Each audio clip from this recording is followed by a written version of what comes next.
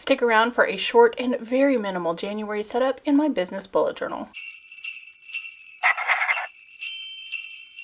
Hey y'all, welcome back to Dots and Beyond. My name is Beth and we are about to do a very quick setup in my business bullet journal. This one I keep very close to the original bullet journal method. Let's go ahead and get started. In setting up my journal for 2023, I had used this image from Unsplash and made myself a little header. I am going to keep this time theme for, I think, pretty much the entire year. So I have curated a collection of images off of both Unsplash and Pixabay to use over the next 12 months. For January, I selected this pocket watch that is nestled within some pine tree branches because it just reads January and cold to me. I printed this using my regular inkjet printer, and this is matte photo paper. If you don't have a printer at home, you could always have these done at a convenience store or even shipped to you through an online store. This is not sticker paper, so I did use some Tombow adhesive roller to put some glue on the back, and then I'm just eyeballing where to put this. Once that's down on the page, I am going to use these stickers that came with the journal. There was 2 of each month. We already used 1 of each for the 2023 setup, so now I'm going to use this January sticker and find a location over top the image to place it. This image is the only artwork that will be in my work journal at the beginning of each month. I've chosen not to do anything overly creative in this particular journal.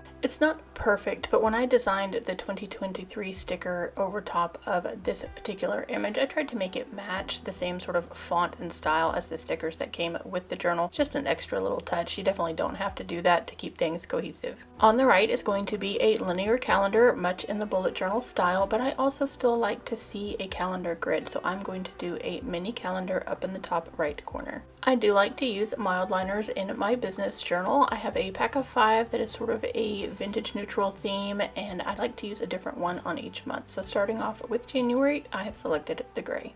I also have a cool gray Pigma Micron and a 0.01 tip. This tip is small enough to definitely write all of those mini calendar numbers very cleanly and clearly without them running into one another. For the black pen in this video, I have chosen to have my daily go-to pen, which is a Sharpie S Gel. If I am in a hurry at the beginning of the month, I will use this pen for the entire setup. Here I'm using it to write the week numbers for January, so there's a light contrast between the gray of the days and the black of the weeks. As this journal comes with 12 sets of days of the month stickers as well as the days of the week stickers, we are going to use these in this journal down the middle of the page. Because the first Monday of January is actually on the 2nd and not the 1st, we do have to trim our days of the week stickers just a little bit to figure out how to make them fit. I am lightly marking in pencil the middle of the page where I want the sticker strips to start because I notoriously would stick it in the wrong spot if I did not do this. And now we are going to place our stickers. I do have a little bit of trouble getting this first strip off.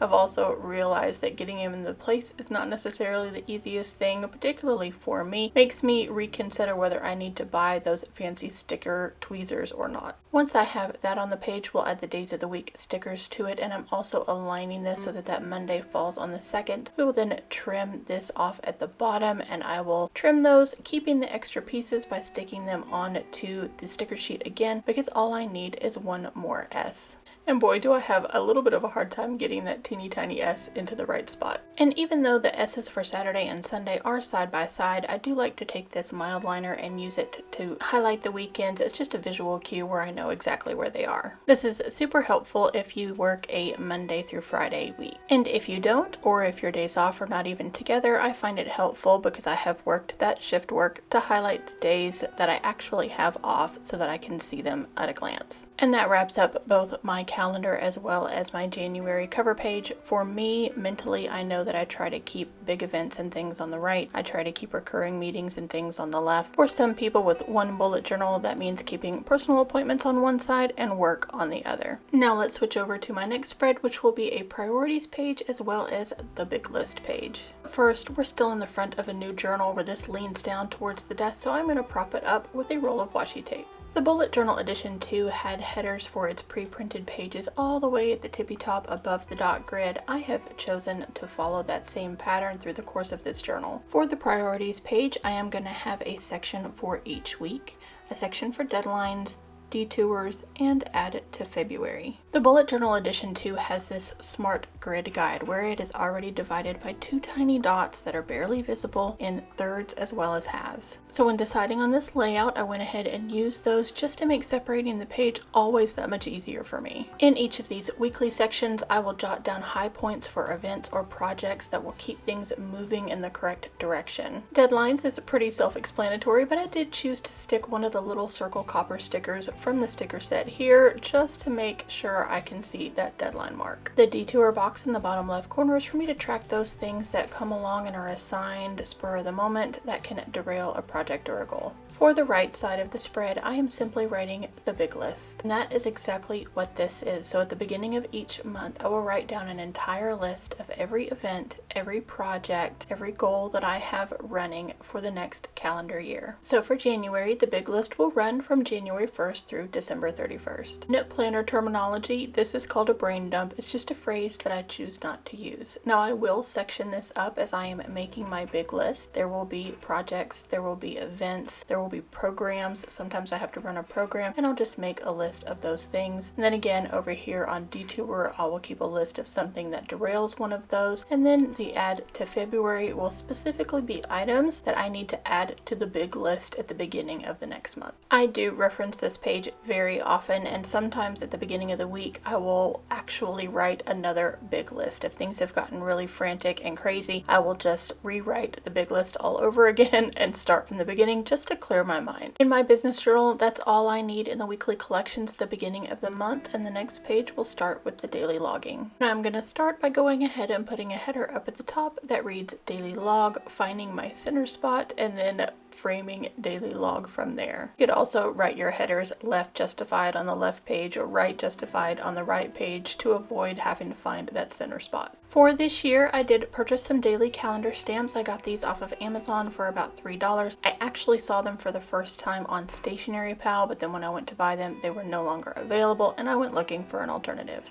I like that they are transparent, so instead of being white, when I put them down on this cream paper, the cream color actually shows through. Sheet does have 2 ones on it, one that's transparent and another one that is red. I am not going to use this particular sticker on either color because for me the work day is going to begin on the 2nd for January, so I'm going to jump to the 2nd and use this sticker. For the last few months of 2022, I've been using basically this same format but with my handwriting. But y'all, these pages, because they are work pages that I am writing in consistently, it can get a little messy when I use my handwriting, and I thought these stickers would be the one thing on the page that would then be consistent. These stickers are also 4 dot grid spaces high, and that gives me space to the right of each sticker to put 4 event marks where I can write in events that I have for that day, be it a meeting, an actual event that I'm running, or an appointment. I won't write any in just yet because I'm not quite sure what my calendar is going to look like for the 2nd, but then below that is where I'll have my meeting notes and everything for the day. And like I said earlier, sometimes this area gets really messy. It is definitively function over form. I will put in a header for whatever meeting I'm about to start and then highlight it with a mild liner with the color of the choice that I have for that month. And once I'm done for the day, I will put in a solid black line wherever those notes for the day end.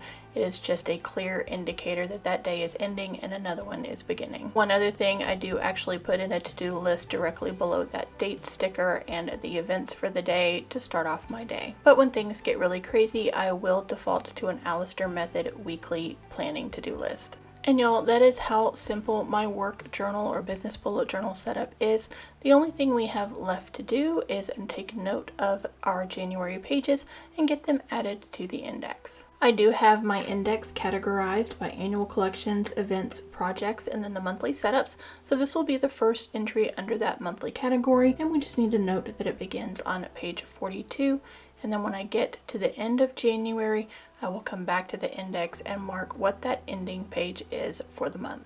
Really quickly, we're going to look back at what we've set up today. So here is my cover page for January as well as the calendar. Then I have my priorities page for each week, deadlines, and detours. I also have my big list where I can brain purge everything that I need to do for the month and for the rest of the year on this page. Bear in mind, this is a very high level view of what I have going on. It just helps me keep my thumb on the pulse of everything that's happening over the next year. And then I don't set up additional weekly dashboards in my business bullet journal. I go straight from the monthly pages that I set up into daily logging. Used consistently, this method definitely keeps me on track. For supplies used, make sure you check out the description box below. While you're down there, make sure to give this video a big thumbs up if you liked it, and hit that subscribe button if you have not already. Thank you so much for watching, and I will catch you in the next one.